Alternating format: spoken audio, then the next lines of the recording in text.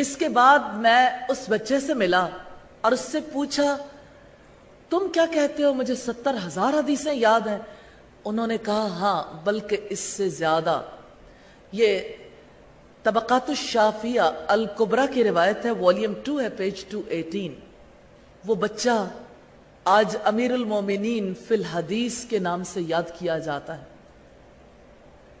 جن کا نام محمد بن اسماعیل اور معروف ہے اپنے شہر کے نام سے، بخارا سے ان کا تعلق تھا، جنہیں آج ہم امام بخاری کے نام سے جانتے ہیں۔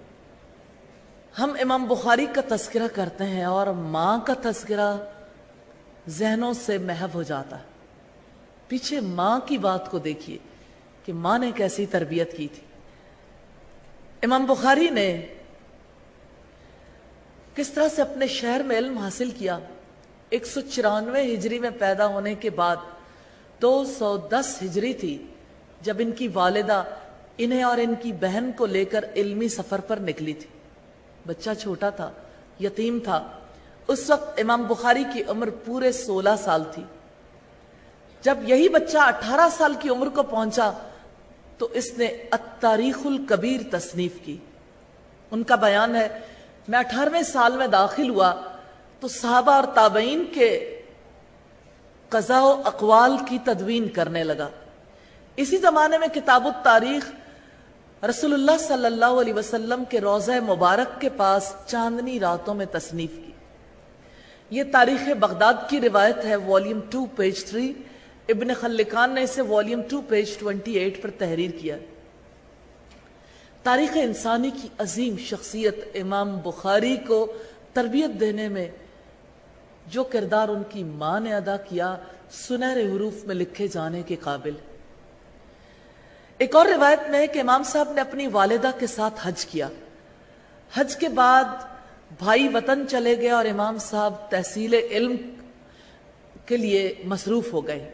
امام بخاری کی تصانیف میں الجامع الصحیح، التاریخ الکبیر یہ شاہکار ہے۔ صحیح بخاری کے بارے میں علماء نے یہ کہا اور متفق ہیں تمام علماء کہ اللہ کی کتاب کے بعد اس نیلے آسمان تلے سب سے زیادہ صحیح کتاب صحیح بخاری ہے۔ یہ والدہ ماجدہ کی توجہ کا فیض ہے کہ ان کا یتیم لڑکا امیر المومنین فی الحدیث کے مرتبے تک پہنچا۔ وہ کیا مائیں تھیں جنہوں نے اپنے بیٹوں کی اتنی شاندار تربیت کی۔ ان ماؤں میں سیدہ خیرہ حسن بصری کی والدہ بھی ہیں۔ امام حسن بصری کی والدہ سیدہ ام سلمہ کی کنیز تھی، یعنی امہات المومنین میں سے تھیں سیدہ ام سلمہ۔ سیدہ خیرہ اپنی مالکہ کی بہت وفادار تھیں، ان کے بچوں کا خیال بھی رکھتی تھیں، گھر کے کام کاج بھی نپٹایا کرتی تھیں۔ دوسری طرف ایک مثالی ماں بھی تھیں، مثالی بیوی بھی تھیں۔ وہ اپنے شوہر کے حقوق کا بھی پورا خیال رکھتی تھیں، بس خلل تب آ جاتا تھا جب ایک طرف سیدہ ام سلمہ کے کام ہوتے اور دوسری طرف شوہر کا کام، تب کہیں خلل آ جاتا تھا۔ سیدہ خیرہ انتہائی محبت رکھتی تھی علم سے۔ کبھی ایسا ہوتا تھا امام حسن بصری چھوٹے تھے کہ وہ ان کو چھوڑ کر اپنے کسی کام کاج کے لیے نکلتی تو سیدہ ام سلمہ اس بچے کا خیال رکھتی۔ بچہ جب کبھی رونے لگتا، کبھی اسے اپنا دودھ بھی پلا دیتی تھی۔ حقیقت یہ وہ مبارک دودھ ہے جس کے اثرات امام حسن بصری پر مرتب ہوئے، اور دوسری طرف خود ان کی والدہ سیدہ خیرہ علم حاصل کرنے میں پیش تھیں۔ پھر انہوں نے جو علم حاصل کیا اس کو دوسروں تک پہنچایا، یہ درس دیا کرتی تھیں، امر بالمعروف اور نہی عن المنکر کا کام کیا کرتی تھی۔ امام بغدادی کے حوالے سے ہم دیکھتے ہیں ایک خاتون سے علم حاصل کرتے ہوئے انہوں نے شرم محسوس نہیں کی، حیا محسوس نہیں کی۔ اس میں کوئی شک نہیں کہ عورت کی آواز کا پردہ ہے، لیکن وَقُلْنَ قَوْلًا مَعْرُوفًا کے تحت مسلمان ماؤں نے کس طرح اس علم کو ہر مقام تک پہنچانے کی کوشش کی۔ ان کے شاگردوں میں جہاں خواتین تھیں، بچیاں تھیں، وہیں پر شاگردوں میں مرد بھی شامل تھے۔ حضرت عائشہ صدیقہ سے کتنے مردوں نے علم حاصل کیا۔ اگر ان بے مثال ماؤں کو دیکھنا چاہیں، ان کے ذاتی کردار میں کیا ایسی باتیں تھیں، باوضو رہتی تھیں، اللہ کا ذکر کرتی تھیں، حلال روزی کے لیے کوشش کرتی تھیں، حرام سے بچتی تھیں اور بچاتی تھیں، قرآن حکیم کی تلاوت کرتی تھیں، اپنے بچوں کو قرآن پڑھاتی تھیں، اللہ اور اس کے رسول صلی اللہ علیہ وسلم کی محبت سکھاتی تھیں، وہ صلہ رحمی کرتی تھیں، صدقہ و خیرات کرتی تھیں اور سکھاتی تھیں، نماز کی محبت اور پابندی سکھاتی تھیں، وہ اپنے بچوں کو امر بالمعروف اور نہی عن المنکر کے کام کے لیے تیار کرتی تھی، وہ انہیں اللہ تعالیٰ کی معرفت دیتی تھی، کیونکہ اللہ ہی کے نام سے شروع کرتی تھی ہر کام کو اور اللہ ہی کے نام پر ختم کرتی تھی، وہ حقوق و فرائض سکھاتی تھی اور اپنے عمل سے سکھاتی تھی، اس پر بشارتیں دیتی تھی، اپنے اسلاف کی زندگیوں سے مثالیں دیتی تھی۔ آپ یہ دیکھنا چاہیں کہ مسلمان ماؤں نے اور مسلمان بیٹیوں نے کیا کردار ادا کیا۔ خود قرآن مجید کے حوالے سے دیکھنا چاہیں تو آپ دیکھیے تجوید میں پانی پتی لہن، پانی پتی قرات ایک خاتون سے سیکھنے کے بعد بر صغیر میں عام ہوئی۔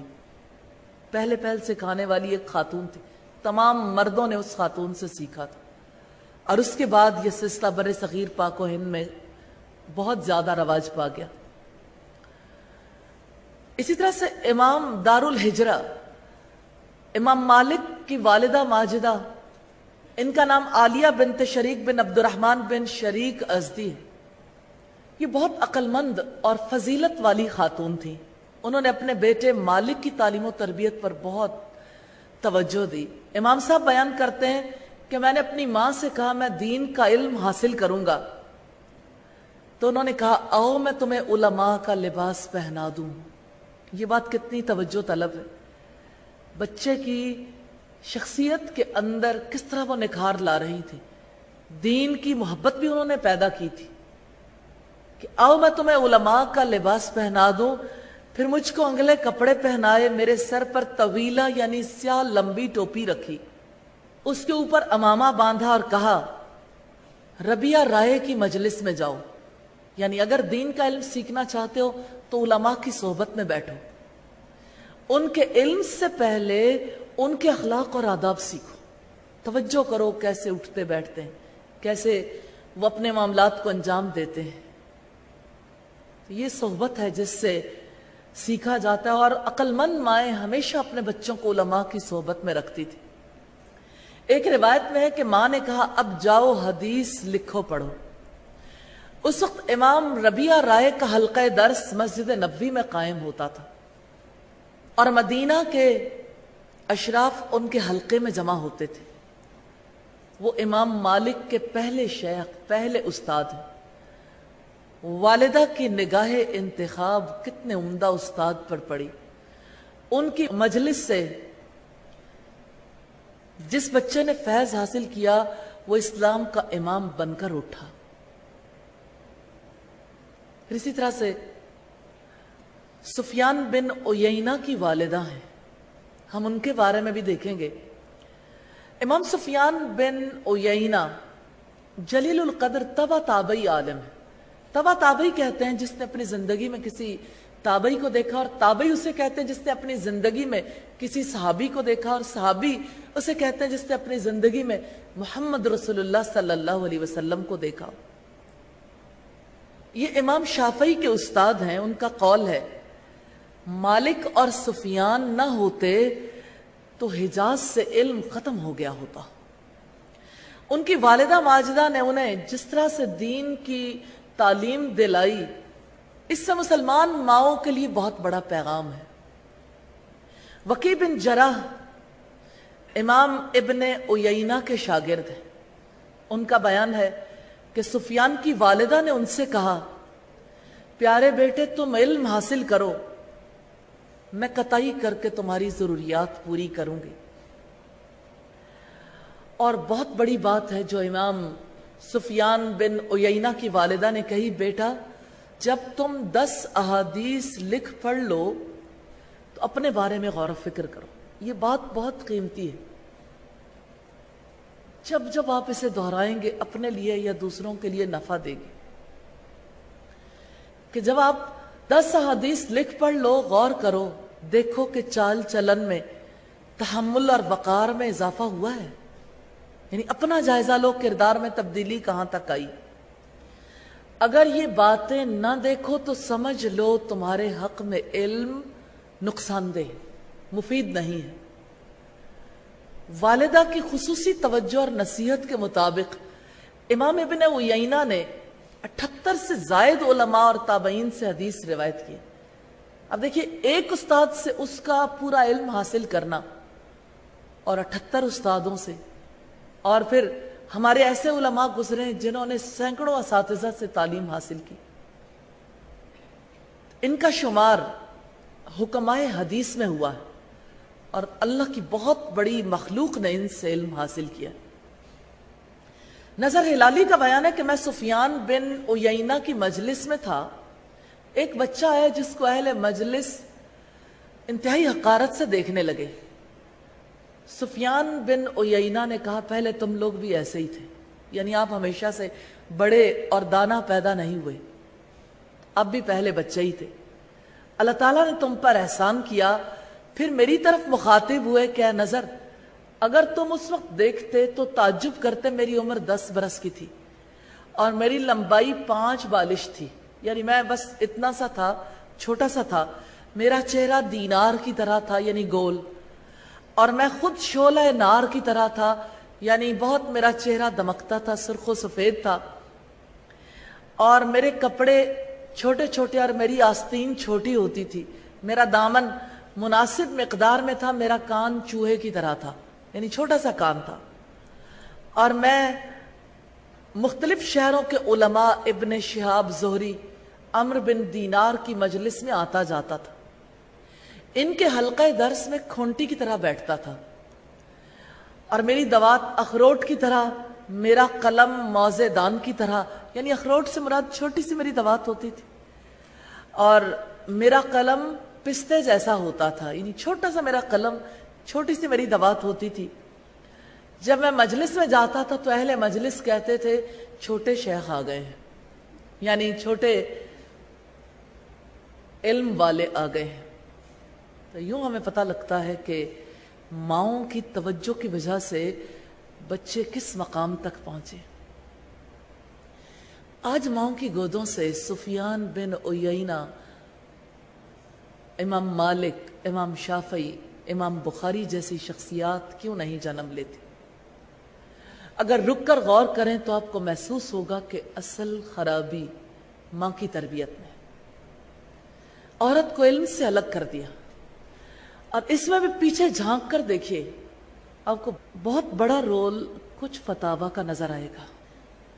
ہمارے اسلاف کی خواتین ایسی تھیں جو باقاعدہ طور پر مسجد جا کر نماز ادا کرتی تھی، اور خاص طور پر فجر اور مغرب کی نمازوں میں ضرور حاضر رہتی تھی.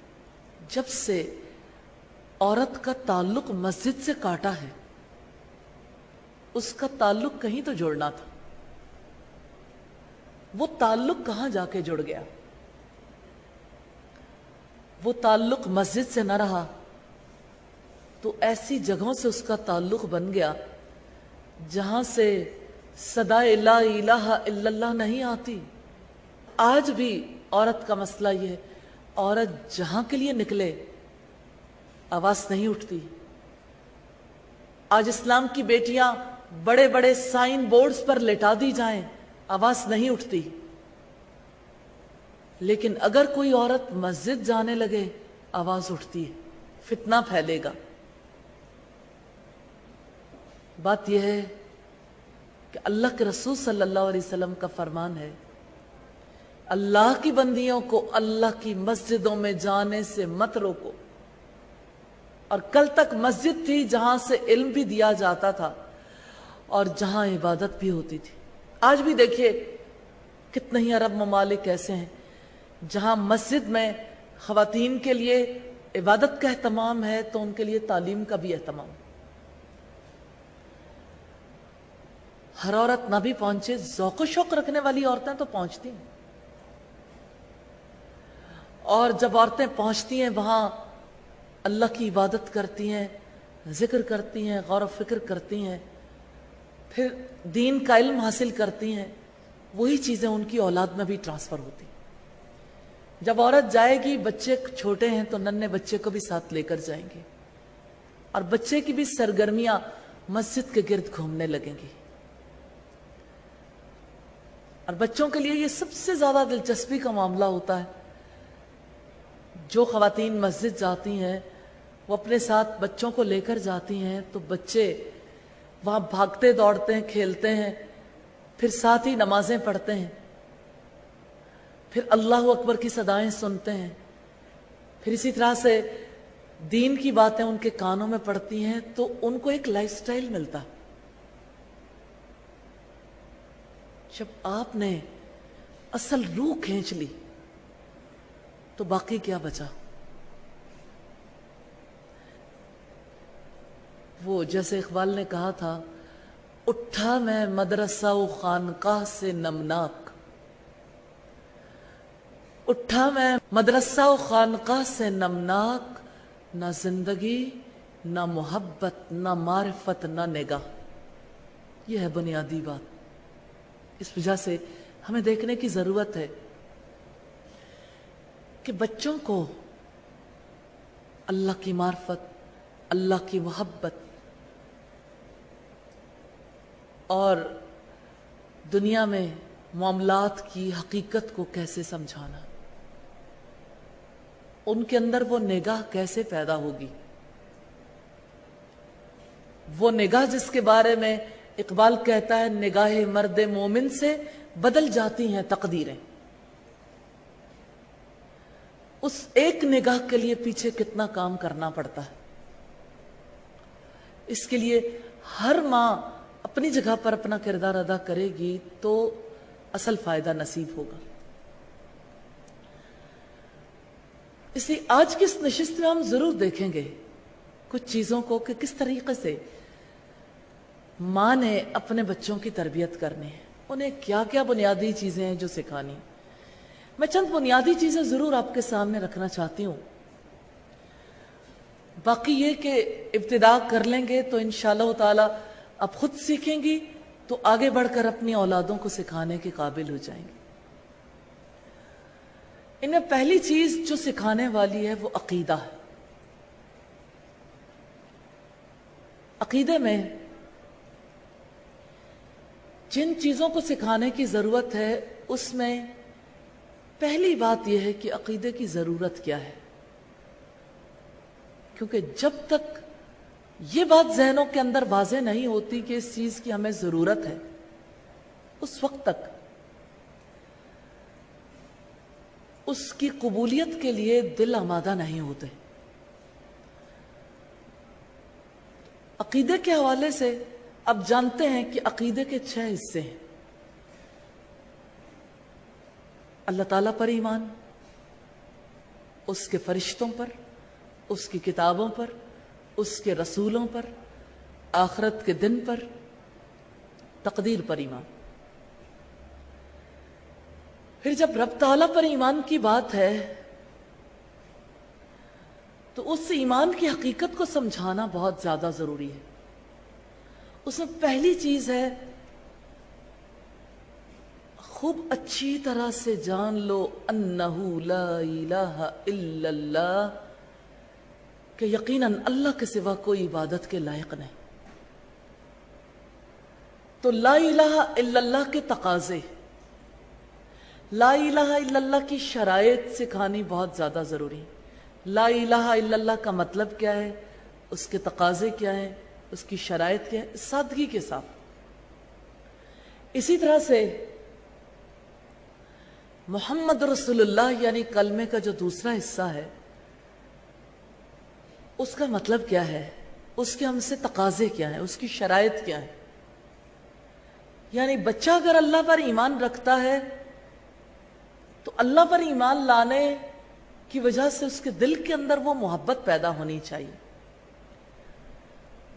اس ایک اللہ سے محبت سکھانے کے لیے آپ جب عقیدہ سکھائیں گے، عقیدہ توحید، تو آپ اللہ کے ایک ہونے کو بھی واضح کریں گے کہ ایک ہونے کا مطلب کیا ہے، اور ایک سے زائد خداؤں کی طرف جو توجہ کرتے ہیں، جو شرک کرتے ہیں، تو شرک کی زندگی پر کیا اثرات مرتب ہوتے ہیں. جب تک عقیدہ توحید کے ساتھ شرک نہیں بتائیں گی، سمجھائیں گی، اس وقت تک وہ شرک سے نہیں بچ پائیں گے. پھر اسی طرح سے آپ انہیں توحید ربوبیت بھی سکھائیں گی، توحید اسماء و صفات بھی. اور توحید اسماء و صفات کا سب سے بڑا نفع یہ کہ یہیں سے اصل تعلق پیدا ہونا شروع ہوتا ہے. آپ بچوں کو اسماء و صفات سکھائیے. مثال کے طور پر جیسے اللہ تعالیٰ قادر ہے، اللہ تعالیٰ بصیر ہے، اللہ تعالیٰ علیم ہے.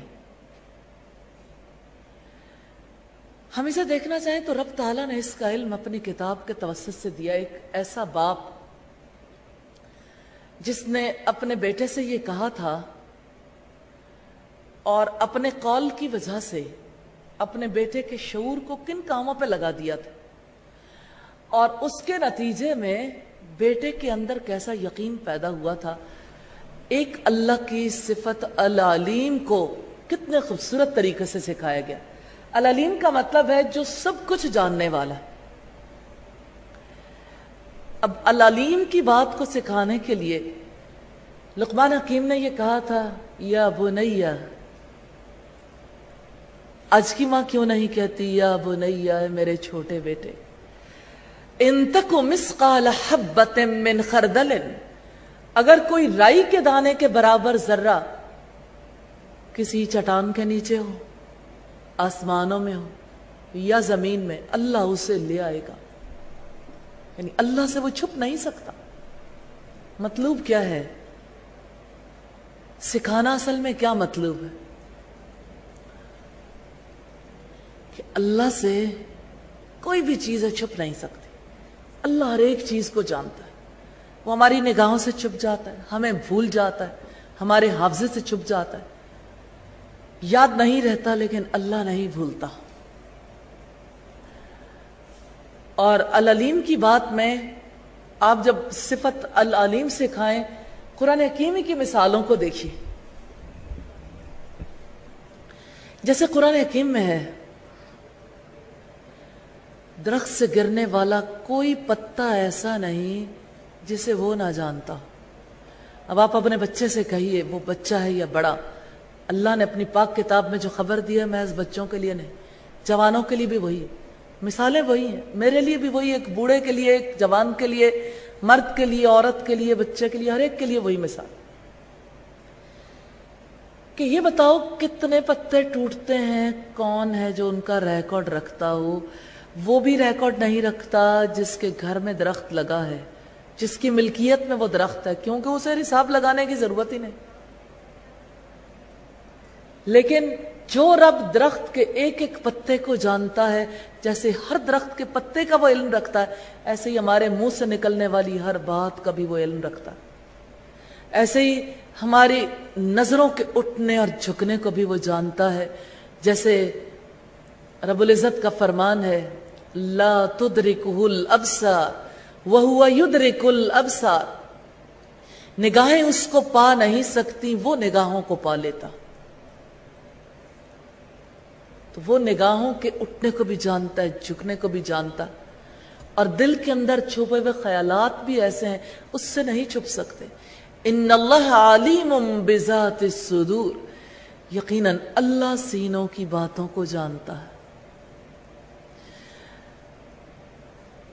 وہ جو دیکھتا ہے، وہ جو سنتا ہے، وہ کیسے سب کچھ جانتا ہے، ہر چیز کی خبر رکھتا ہے. ایک ایسی مخلوق جس کا نام لینا، جس کا کہیں ہونا ہم برداشت نہیں کرتے. ایک مچھر کی رگوں میں دوڑنے والا خون، اور پھر مچھر کے اندر ہونے والے سارے افعال، چھوٹی چھوٹی چیزوں کی وجہ سے انسان غور و فکر کرنے کے قابل ہوتا. تو اللہ کے علم کی انتہا دیکھیے، اور کیسے وہ رب جو ہر ایک چیز دیکھتا ہے وہ بے خبر نہیں رہ سکتا.